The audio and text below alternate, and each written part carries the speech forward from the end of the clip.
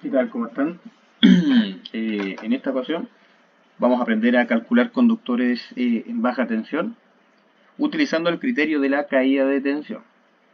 Eh, para este caso en particular vamos a trabajar con ecuaciones que consideran el efecto de la reactancia, ¿sí?, en líneas.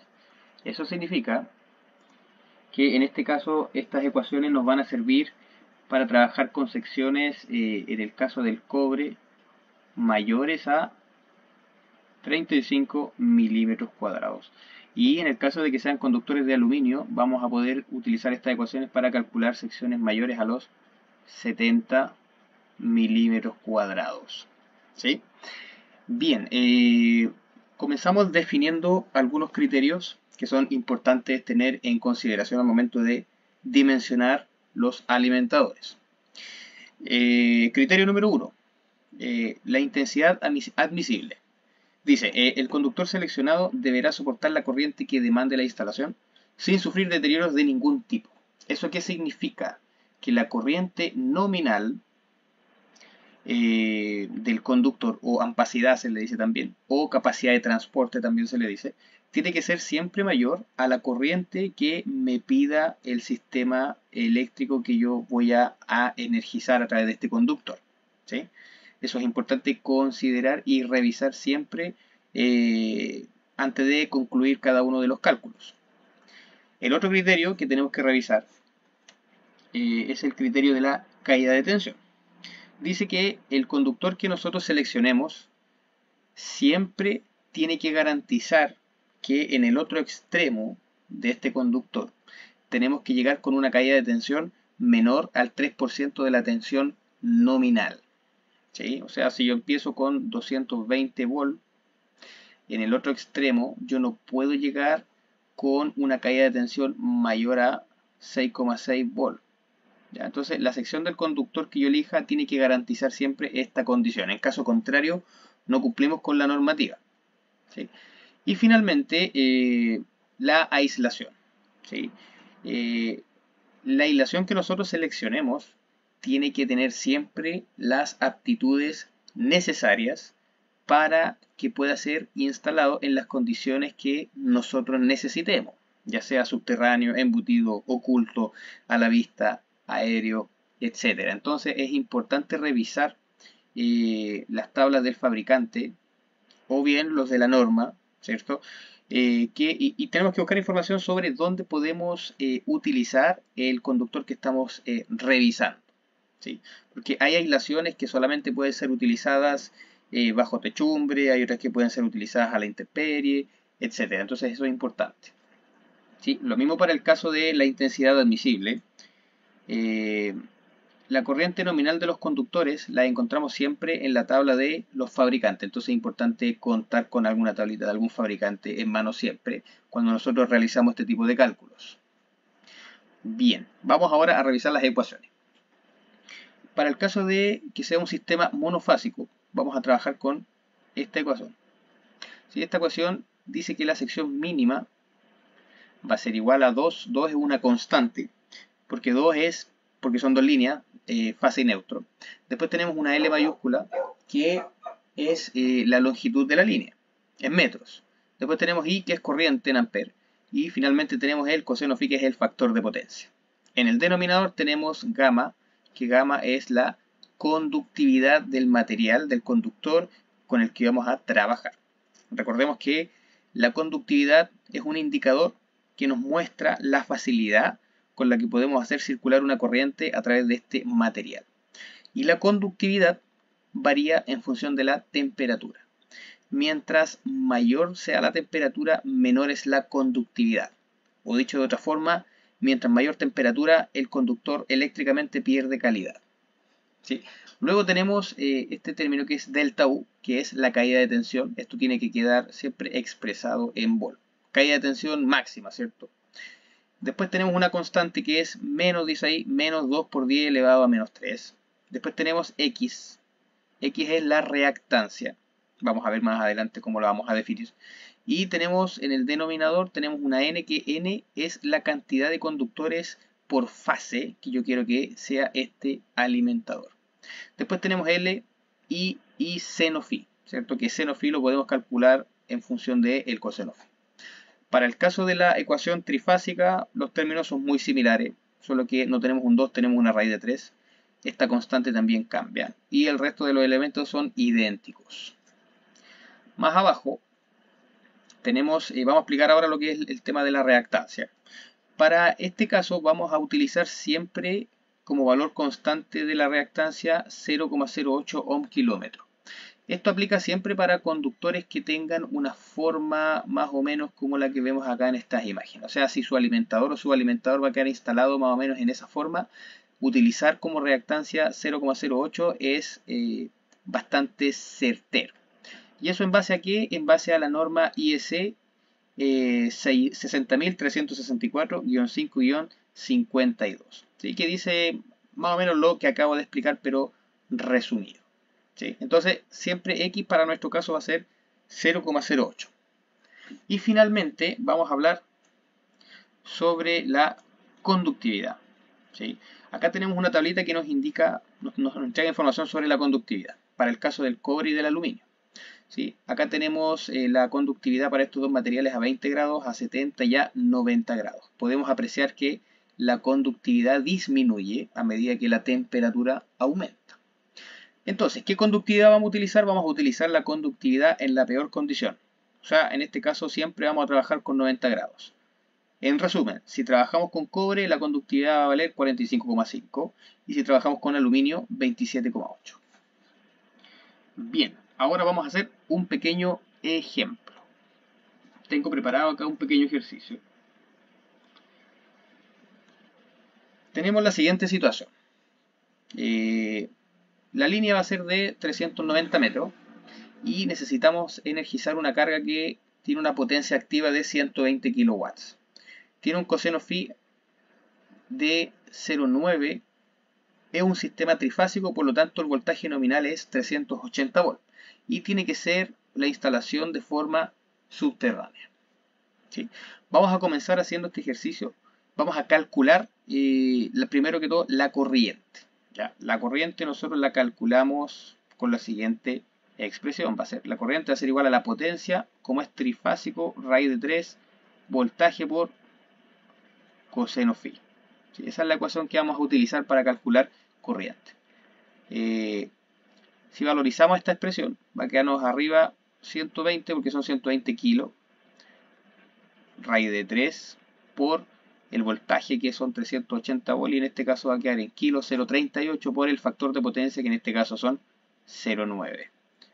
Eso me va a dar como resultado 202 amperes. ¿Sí? Entonces la carga de 120 kilowatts me va a absorber por línea, porque esto es trifásico, por R 202 volts, perdón, 202 amperes, por S 202 amperes y por T 202 amperes. ¿Sí? Es trifásico. Luego de eso vamos a plantear la ecuación. ¿Sí? Y la ecuación dice que la sección mínima, acá, la sección mínima a utilizar va a ser igual a raíz de 3 multiplicado por el largo de la línea, ¿cierto? Que son 390 metros. Son multiplicado por la corriente que recién la calculamos, 202, multiplicado por el coseno phi, ¿cierto? Que en este caso es 0,9. Todo eso lo vamos a dividir por la conductividad que dijimos que íbamos a usar, 45,5. ¿Sí? Y esta conductividad va a multiplicar a delta U, que es la caída de tensión.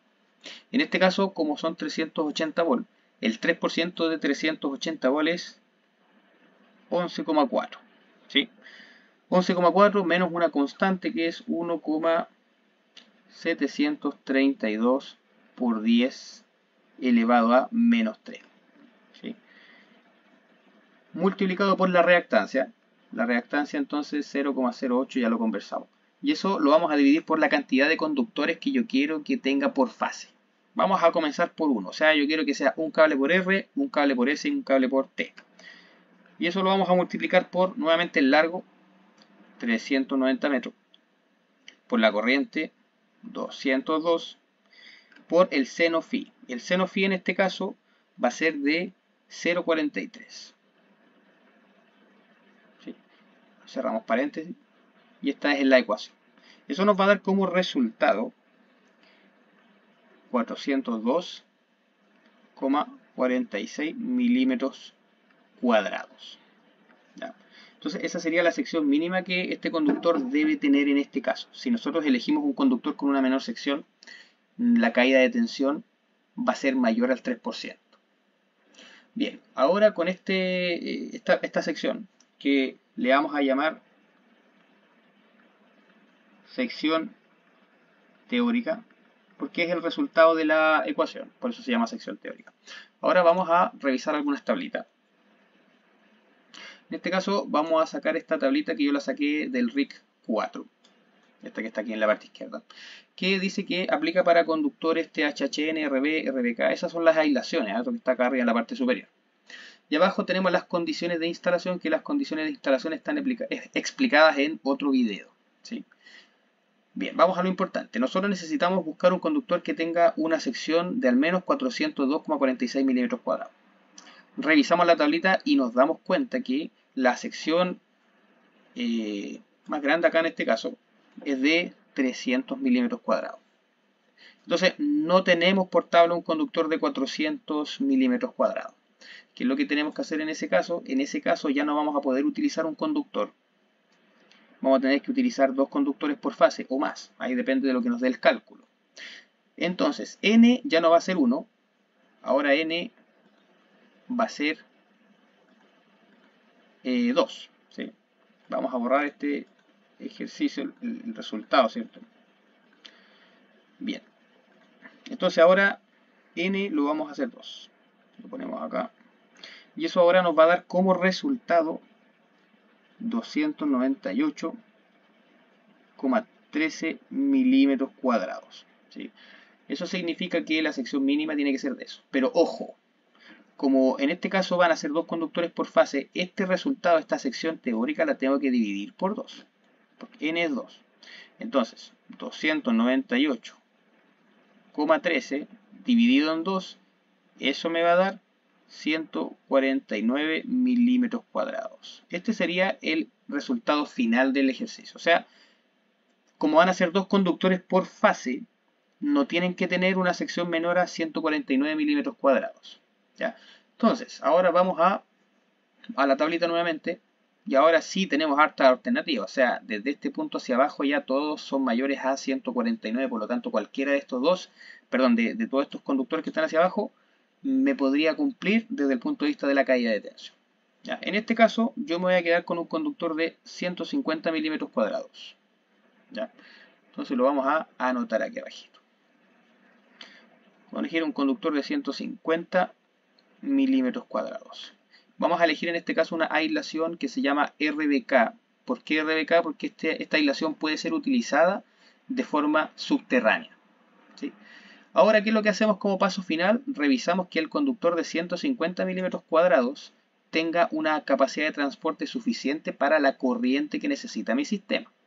En este caso mi sistema necesita 202 amperes, pero recordemos que como vamos a utilizar dos conductores por fase, esos 202 amperes se van a dividir en dos conductores.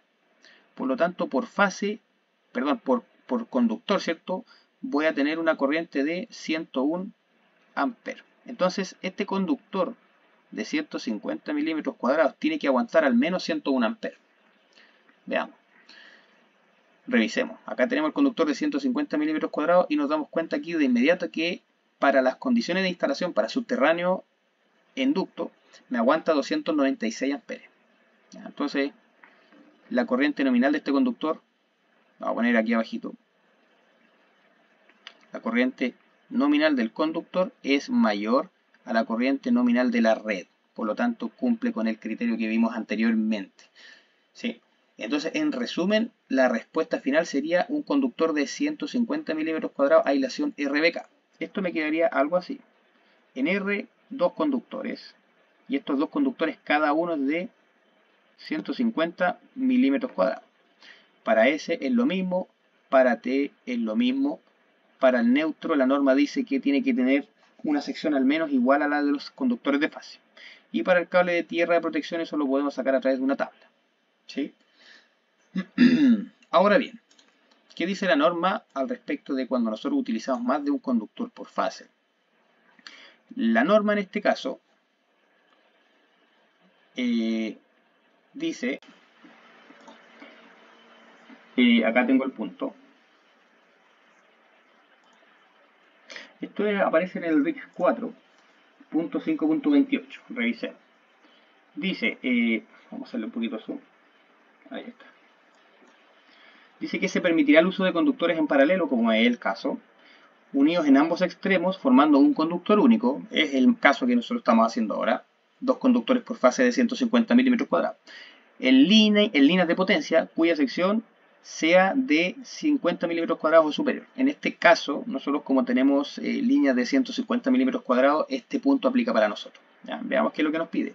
Dice que los conductores que formen el conjunto tengan el mismo largo, o sea, tienen que tener la misma longitud, tienen que tener la misma sección, tienen que ser de la misma aislación también. ¿Sí? Y que obviamente en los extremos al momento de conectar estos conductores tengan el mismo terminal de conexión. ¿Ya? Ahora dice acá en este punto que tenemos que aplicar los factores de corrección que correspondan. ¿Ya? Y los factores de corrección que corresponden son estos que están acá. Y esto depende de la temperatura que nosotros vayamos a someter a este conductor. Entonces acá dice, si por el ducto pasan de 4 a 6 conductores, apliquemos un factor de corrección tanto. De 7 a 24, tanto. ¿Esto cómo se aplica? Vamos a hacer acá. Si yo tengo un conductor que tiene, por decir algo, una capacidad de transporte de 100 amperes, ¿ya? Y resulta que el factor de corrección que me tocó es de 0,6. Eso significa que este conductor, la capacidad de transporte la voy a multiplicar por el factor de corrección y eso me va a dar como resultado 60 amperes. Eso significa que este conductor ya en esas condiciones de instalación no aguanta 100 amperes, sino que aguanta 60. Y ahí tenemos que revisar nuevamente. ¿Sí? Ahora, si la temperatura a la cual estos conductores van a estar expuestos es mayor a 20 grados, tenemos que utilizar esta tablita. ¿Ya? Y aquí están los distintos factores de corrección que aplican, ojo, para los métodos de instalación de 1 y de 2. ¿Sí? Y así sucesivamente.